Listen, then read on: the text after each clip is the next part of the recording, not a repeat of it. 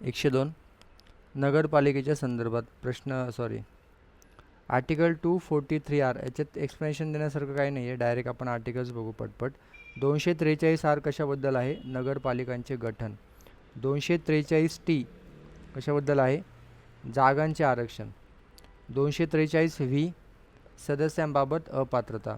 243 Z A नगरपालिकांच्या निवडणुका. 103 भारतात कार्यलक्षी अर्थसंकल्प म्हणजेच परफॉर्मन्स बजेट याची सुरुवात कोणाच्या शिफारशीनुसार करण्यात आली? प्रशासकीय सुधारणा आयोग, ॲडमिनिस्ट्रेटिव्ह रिफॉर्म्स कमिशन. काय असतं performance budget? Performance budget is essentially a technique of presenting government operations in terms of functions, programs, activities and projects. It gives administrators a high level of personal responsibility in the use of budgeted resources. प्रोजेक्टच्या नावाखाली किंवा मिशनच्या नावाखाली ते चालू करतात जे काय असेल. सो त्याच्यामुळे काय होतं, त्यांना एक रिस्पॉन्सिबिलिटी येऊन जाते त्यांच्याकडं, मोठे जे ऑफिसर आहेत त्यांच्याकडं. It gives ॲडमिनिस्ट्रेटर्स a high level of personal responsibility. So समजा अटल सेतू आहे, तर अटल सेतूचा हा आपला प्रोजेक्ट आहे, किंवा वाढवण हा प्रोजेक्ट आहे आपलं, किंवा मिशन आपण नाव देतो बघा, मिशन आत्मनिर्भर भारत असं तसं. So mission Chandrayaan. So performance budgeting. Performance budget focuses on results. It ask questions that why the money is being spent. आपण पैसे का खर्च करतोय या हिशोबाने ते बजेट असतं.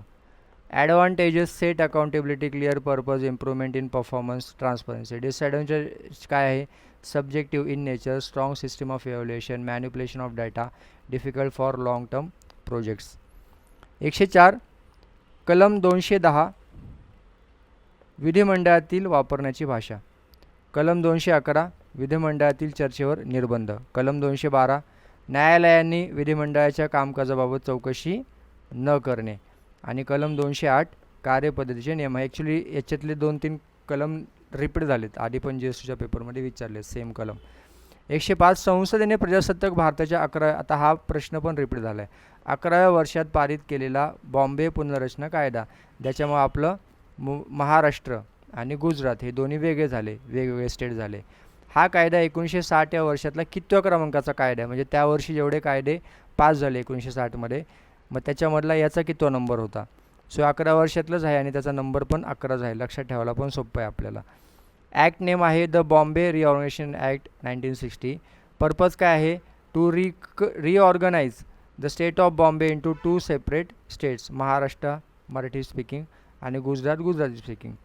एनॅक्टमेंट डेट कधी आहे? 25 एप्रिल 1960. इफेक्टिव्ह डेट अंमलबजावणी झाली तुमची 1 मे 1960, महाराष्ट्र दिन किंवा कामगार दिन. ॲक्ट नंबर आहे 11. 1960मध्ये मुंबई पुनर्रचना कायद्याअंतर्गत महाराष्ट्र आणि गुजरात अशा 2 राज्यांची निर्मिती करण्यात आली. महाराष्ट्र आणि गुजरात ही राज्ये 25 एप्रिल 1960 रोजी संसदेतर्फे लागू करण्यात आलेल्या बॉम्बे पुनर्गठन अधिनियम 1960 नुसार अस्तित्वात आली. हा कायदा 1 मे 1960 रोजी अंमलात आलेला आहे. 106 बॉम्बे मुंबई विधानसभा अध्यक्ष म्हणून 1937 ते 56 दरम्यान कोणी काम पाहिले एवढे दिवस? सो माळवणकर 1937 ते 46 आहेत, 9 वर्ष आहेत ऑलमोस्ट. दत्तात्रय कुंटे 52 ते 56 आहे. सयाजी सिलम 56 ते 60. आपल्याला काय विचारले? 37 ते 56. मग सयाजी सिलम 56 ते 60 उडले, बी उडलं, उत्तर आलं ACD. कुंदनमल फिरोदिया 1946 ते 52. हे बघा, सयाजी सिलम जे आहेत ते 56 ते 60 आहेत आणि परत मग 60 ते 62 पण आहेत, हे लक्षात ठेवा, महत्त्वाचं आहे. त्याच्यानंतर सेकंड लक्षात ठेवा, भारदे आहेत 62 ते 67. हेच विचारता आहे जास्त करून सयाजी सिलमवरच आणि आपले माळवणकरवर 37 ते 46. 107 वर्ग 2 छावणी क्षेत्रपालिकेसंबंधी खालीलपैकी कोणते विधानं बरोबर आहेत? Which one of the following statements about category 2 cantonment boards is correct? जनतेद्वारा 9 सदस्य या मालिकेत निवडले जातात. 9 नाही, किती आहेत? 7 आहेत. पहिलं रॉंग झालं. भारताच्या राष्ट्रपतीद्वारे या पालिकेत 3 लष्करी अधिकारी म्हणून नामनिर्देशित केले जातात. भारताचे राष्ट्रपती जर करत नाहीत, कोण करतं? कमांडिंग ऑफिसर जो असतो स्टेशनचा तो करतो. आणि किती लोकांना? 3 लोकांना नाही करत. किती लोकांना करतो? 2 लोकांना करतो. सो दुसरं पण रॉंग झालं. खासदार अथवा विधानसभा सदस्य या पालिकेच्या सभांना हजर राहू शकतात का? हजर राहू शकतात, पण मतदान करू शकत नाही. फॅक्ट अजून एक लक्षात ठेवा. सो हे पण रॉंग झालं. उत्तर आलं वरीलपैकी एकही नाही. 108 खालील विधानांपैकी योग्य विधान ओळखा. 4 जानेवारी 2021 रोजी भारतीय संसदेच्या लोकलेखा समितीचा शताब्दी समारोह साजरा करण्यात आला. कधी केला आहे तो? 4 डिसेंबर 2021ला केला आहे, 4 जानेवारी नाही. एक रॉंग ए रॉंग. बी लोकसभा प्रक्रिया आणि कार्यचलन नियमाच्या 308(1) नियमानुसार लोकलेखा समितीची स्थापना केली. बरोबर आहे, बी स्टेटमेंट बरोबर आहे. फक्त ए रॉंग आहे. 4 डिसेंबर 2021 तारीख लक्षात ठेवा, परत क्वेश्चन रिपीट होऊ शकतो. President of India Ramnath Kovind inaugurated centennial year celebration. Centennial म्हणजे 100 years of public account committee in central hall of parliament on 4 December 2021. Public account committee 1921ला स्थापन झालेली आहे. एक्झामाइन्स द गव्हर्नमेंट्स एक्सपेंडिचर, जो खर्च होतो आपला, and ensures accountability in public spending. किती लोक असतात? 22 लोक असतात. 15 तुमचे लोकसभेतले आणि 7 राज्यसभेतले. इट ऑलवेज चेअर, कधी त्याचा चेअरमॅन नेहमी विरोधी पक्षनेता असतो. The PAC reviews audit reports from the कॅगकडून जे रिपोर्ट येतात त्याचा ते रिव्ह्यू करतं, ते चेक करतं. And recommends corrective measures to improve financial governance.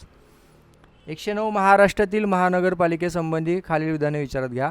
नामनिर्देशित सदस्य हा सभागृहाच्या नेतेपदी नियुक्त केला जाऊ शकत नाही. कोणताही सदस्य निर्वाचित अथवा नामनिर्देशित सभागृहाच्या नेतेपदी नियुक्त केला जाऊ शकतो. तर इथंच त्यांनी फिरवलं वाक्य. पहिलं तुमचं वाक्य जे आहे ते काय आहे? बरोबर आहे. सेकंड रॉंग आहे. का? कारण फक्त तुम्ही निर्वाचितच करू शकता, नामनिर्देशित नाही. नामनिर्देशित सदस्य करू शकत नाही, फक्त निर्वाचितच करू शकता. त्याच्यामुळे पहिलं बरोबर आहे, सेकंड रॉंग आहे. तर दोन्ही सांगितलेत त्यांनी. महाराष्ट्र महानगरपालिका अधिनियम 1949 अंतर्गत महानगरपालिका आयुक्त हा प्रथमतः एका वेळी राज्य शासन ठरवेल त्याप्रमाणे 2 वर्षापेक्षा जास्त नसेल इतक्या कालावधीसाठी पदधारण करतो. 2 वर्ष एका नाही, किती आहे? 3 ते 5 वर्ष. राज्य शासनच ठरवतं, पण 3 ते 5 वर्ष, 2 वर्ष नाही आहे. सो बी आणि सी रॉंग झाले, फक्त ए बरोबर आहे. 110 राज्यघटनेच्या अनुच्छेद 243 PE नुसार प्रत्येक कटक मंडळ हे नगरपालिका समजले पाहिजे. बरोबर. कटक मंडळास चल आणि अचल अशी दोन्हीही संपत्ती मिळवण्याचा व बाळगण्याचा अधिकार आहे. नाही दिले म्हणून हे स्टेटमेंट रॉंग झालं. सेक्शन 11 आहे कंटोन्मेंट ॲक्टचं, 2006चं कंटोन्मेंट ॲक्ट आहे. त्याच्यातलं सेक्शन 11 नुसार अधिकार आहे त्यांना चल आणि अचल संपत्ती संबंधी. So be wrong. सी केंद्र सरकार राज्य सरकारबरोबर सल्लामसलत न करता कटक मंडळाच्या भौगोलिक सीमेमध्ये बदल करू शकते. न म्हटलेत, सल्लामसलत करावा लागतो. त्याच्यामुळं सी पण रॉंग झालं, फक्त ए करेक्ट. 111 सार्वजनिक उपक्रम समितीबाबत खालील विधाने विचारात घ्या. तत्कालीन वित्तमंत्री मोरारजी देसाई यांच्या शिफारशीनुसार 1964 साली सदरहू समितीची स्थापना झाली. मोरारजी देसाई नाही आहेत, कोण आहेत? कृष्ण मेनन. 1964 बरोबर आहे, पण कृष्ण मेनन आहे, म्हणून ए रॉंग. मूलतः केवळ लोकसभेतील 15 सदस्य या समिती, हे पण बरोबर आहे, पण हे इयर रॉंग दिले. 1974 पासून तिची सदस्य संख्या 22 झाली, म्हणजे लोकसभेतून 15 आणि राज्यसभेतून 7. हे इयर रॉंग दिलं आहे, म्हणून बी पण रॉंग झालं. सी संतोष कुमार गंगवार यांची 22-23साठी तिच्या अध्यक्षपदी नियुक्ती झाली. बरोबर आहे. श्री अनिल देसाई आणि जावडेकर हे महाराष्ट्रातील संसद सदस्य या समितीचे सभासद आहेत. सी आणि डी बरोबर आहे. आत्ता कोण आहेत तर चेअरमॅन? बैजयंत पांडा 24-25साठी, 1-1 वर्षासाठी चेअरमॅन बदलतात ना, सो बैजयंत पांडा नाव लक्षात ठेवा. 112 महालेखापरीक्षकाचे कॅगचे वेतन आणि भत्ते राष्ट्रपती ठरवतात. कोण ठरवतं? राष्ट्रपती नाही ठरवत. त्यांच्यावर ॲक्च्युली मतदान पण होत नाही. महालेखापरीक्षक हे लेखा अकाउंटिंग आणि लेखापरीक्षण ऑडिट हे दोन्ही कार्य पार पडतात. दोन्ही पार पडतात का? नाही. त्यांचं काय फक्त अकाउंटिंग आहे, ऑडिटिंग नाही आहे. परीक्षणाचं कर्तव्य काढून घेतलेलं आहे. लेखापरीक्षण जे आहे ते काढून घेतले, फक्त अकाउंटिंगचं त्यांना काम ठेवलेलं आहे.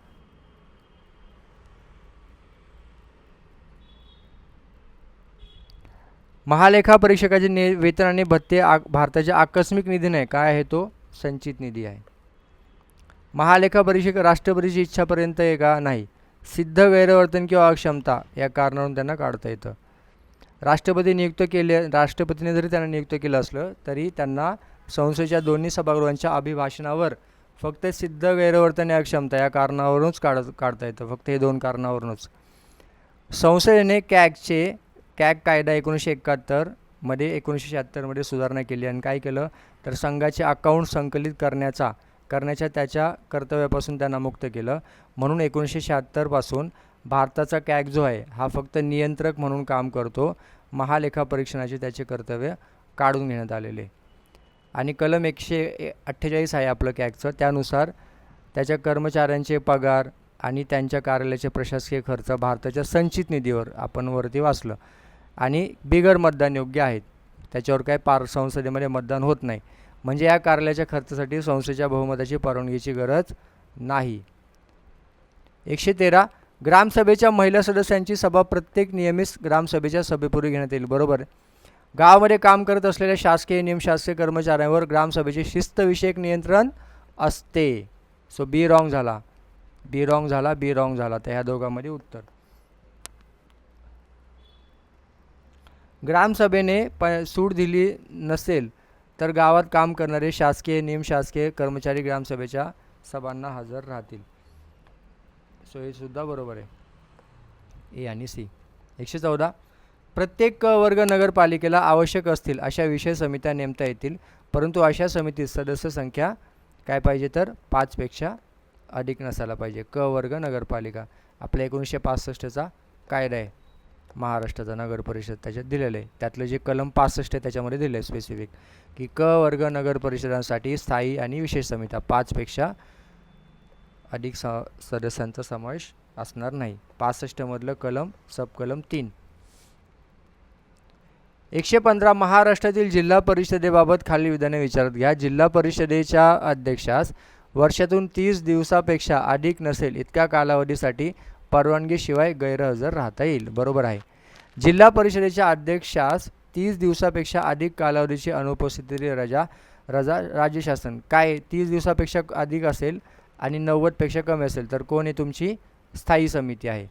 ही बघा स्थायी समिती 30 ते 90 साठी आणि 90 पेक्षा जास्त आणि 180च्या आत 180 पेक्षा तर तो रजा मंजूर होतच नाही, पण 90 पेक्षा जास्त पाहिजे तुम्हाला रजा तर कोण आहे मग राज्य शासन आहे. त्याच्यामुळे हे रॉंग झालं. जिल्हा परिषदेच्या अध्यक्षास जिल्हाधिकाऱ्याच्या नावे स्वतःच्या सहीनिशी लिहून आपल्या पदाचा राजीनामा देता येईल.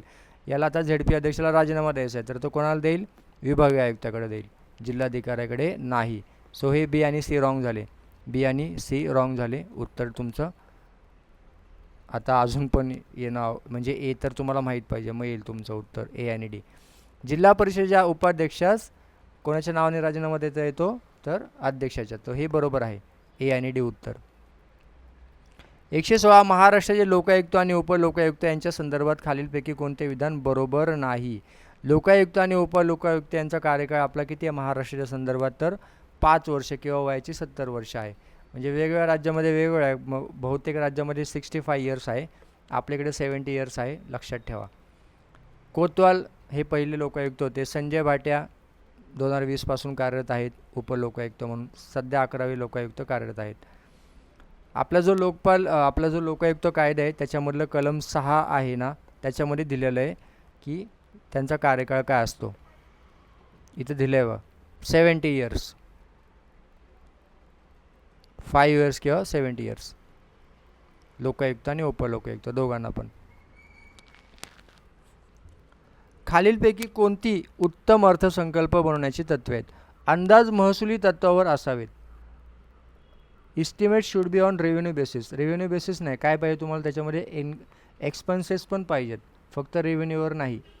In the context of budgeting estimate should be generally not be based solely on revenue but rather on a comprehensive approach encompassing both revenue आणि एक्सपेन्सिव्ह.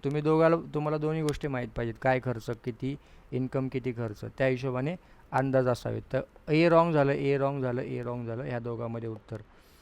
अंदाज विभागावर असावेत, ऑब्व्हियसली डिपार्टमेंट वाईज असतात ते. अंदाज जवळचे असावेत, हे पण बरोबर आहे. महसूल आणि भांडवली बाबी एकत्रित नाही करायचं, तुम्हाला वेगळ्या करायच्यात, सेपरेट करायच्यात. आपण बघतो ना ते चार्टमध्ये रेव्हेन्यू आणि याचं capital, revenue expenditure, capital expenditure, revenue receipts, capital receipts, हे सगळं वेगवेगळं असतं.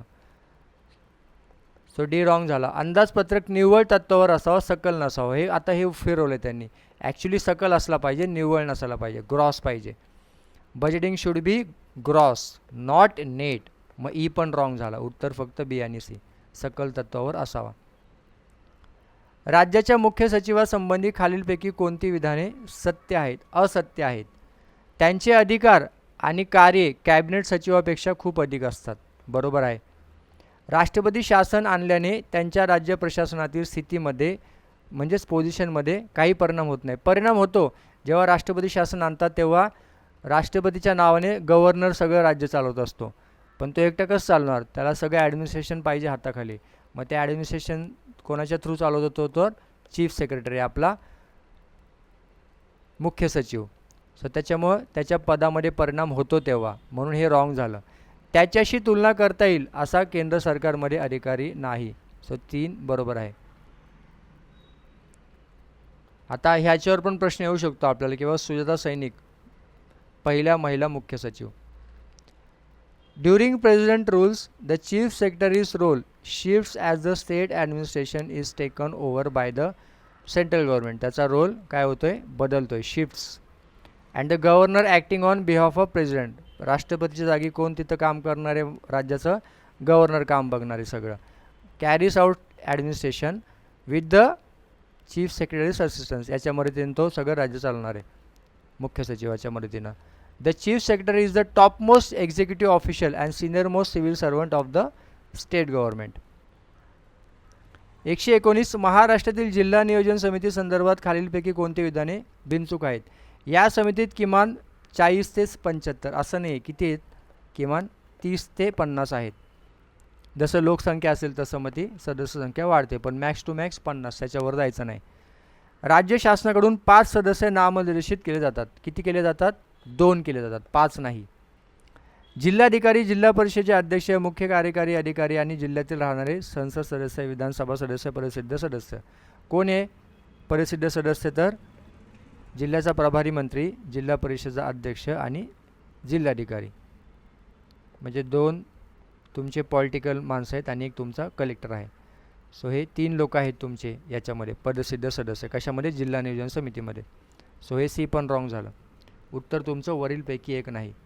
120 केंद्रीय महसूल मंडळ कायदा डॅश डॅश अन्वये महसूल विभागाअंतर्गत 2 वैधानिक मंडळे म्हणजे CBDT आणि CBIC यांची स्थापना करतो. कधीचा कायदा? 1963चा. एक्सप्लेनेशन याच्यामध्ये काय जास्त देण्यासारखं नाही आहे. 121 खालीलपैकी कोणत्या खटल्यात सर्वोच्च न्यायालयाने असे म्हटले की महसूल रेकॉर्ड हे शीर्षकाचे दस्तऐवज नाही, ते केवळ ताब्याबाबत गृहीत धरते? In which of the following case Supreme Court held that revenue record is not a document of title, it merely raises presumption in regard to possession. So केस आहे ती गुरुनाथ पावसकर विरुद्ध नागेश नवलगुंड. 2007ची केस आहे. बाकी याच्यात काय एवढं सांगण्यासारखं नाही आहे. एवढंच किंवा रेव्हेन्यू रेकॉर्ड जो असतो is not a document of a title, की बाबा याच्यावरून तुम्ही असं सिद्ध करू शकत नाही की तुमच्या मालकीची जागा आहे किंवा प्रॉपर्टी आहे, असं त्यांनी सांगितलं. Revenue record is not a document of title, it merely raises presumption in regard to possession. 122 राज्यघटनेच्या कलम डॅश डॅशमध्ये नमूद केल्याप्रमाणे महिलांच्या प्रतिष्ठेला अपमानास्पद असणाऱ्या प्रथा सोडणे हे प्रत्येक नागरिकाचे कर्तव्य असेल. तुमचं पाठ आहे फंडामेंटल ड्युटी 51A मधली ई. 51A काय आहे? म्हणजे पहिली फंडामेंटल ड्युटी संविधानाचे पालन करणे आणि त्याचे आदर्श संस्था, राष्ट्रध्वज आणि राष्ट्रगीत यांचा आदर करणे. 57A काय आहे? A person who holds or has held the office of president is eligible for reelection. तुम्ही परत नियुक्तीसाठी पात्र आहेत, ओके, किंवा निवडणुकीसाठी राष्ट्रपती. आणि 77 काय आहे? Conduct of business of government of India, सरकारचा कारभार, नाही का, कंडक्ट ऑफ बिझनेस. 123 भारतीय राज्यघटनेच्या डॅश डॅशमध्ये मोफत कायदे विषयक मर्जीची तरतूद आहे. मोफत कायदे. सो काय आहे? तर कलम तुमचं 39A 39A. 45 काय बघा? Free and compulsory education for children up to the age of 14, तुमचं DPSP. 32 right to constitutional remedies. 32D वगैरे असं काय आर्टिकल एक्झिस्ट नाही करत, फक्त 32 आहे आपलं कॉन्स्टिट्युशनल रेमेडी. रिट याचिकेवर आपण टाकतो ना कोर्टात, सुप्रीम कोर्टात. सो 32D आणि 42B जे आहे काय आर्टिकल वगैरे काय असं काही नाही. पण 42 बघा काय 42 mandates the state to ensure just and human working conditions and provide maternity relief. 42. 124 बालकांचा मोफत आणि सक्तीचा शिक्षणाचा हक्क अधिनियम 2009च्या कलम डॅश डॅश अन्वये प्रत्येक मुलाला मोफत आणि सक्तीचे प्राथमिक शिक्षण देणे हे स्थानिक प्राधिकरणाचे कर्तव्य आहे. सो हे कलम आहे तुमचं 9A त्याच्यामधलं. 9A. 9B काय आहे? 9B बघा काय. कलम 6 मध्ये विनिर्दिष्ट केल्याप्रमाणे स्थानिक प्राधिकरणाने नजीकची शाळा उपलब्ध होण्याची सुनिश्चिती करावी. जवळ त्यांच्या जवळात जवळ त्यांना शाळा उपलब्ध झाली पाहिजे, ही स्थानिक प्राधिकरणाची जबाबदारी आहे. सो हे 9B मध्ये दिलेलं आहे. 9A मध्ये आपण जे प्रश्न असलं ते, आणि 10B नाही आहे आणि 11A पण नाही. हे 2 आर्टिकलच नाही आहेत.